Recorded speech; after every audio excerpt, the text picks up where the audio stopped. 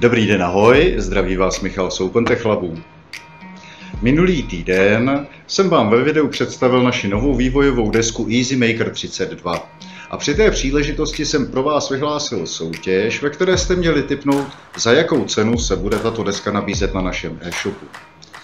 Tak, nyní je čas si vyhlásit výsledky soutěže. Tak schválně, za jakou cenu myslíte, že bude na našem e-shopu?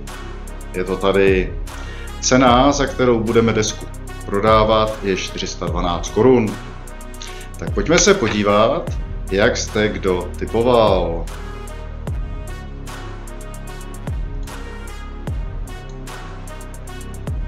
Tak, pod videem se nám sešlo celkem 19 komentářů.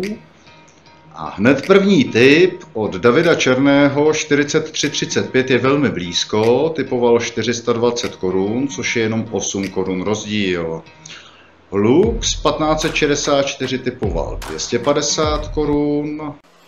Henkebeku 380 korun, Kokon typoval 357, Matěj Sedláček 450, Tosuja 3380 390 korun, Jaroslav vychytil 5732 1400 korun, Jan Škrobánek 550 korun, Brkoviny 799 korun, David Majer 1600, 8-bit PC odhadoval 1000 korun.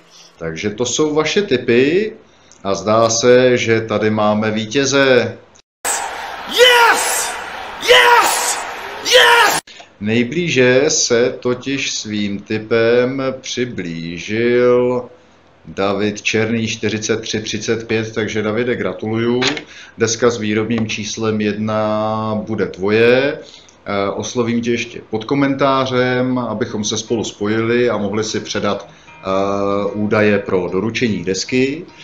No a pro další 3, kteří se svým tipem velmi přiblížili, ale bohužel se nestrefili, tady mám své 3 výtisky knihy, svojí knihy Fitoborg, podepsané.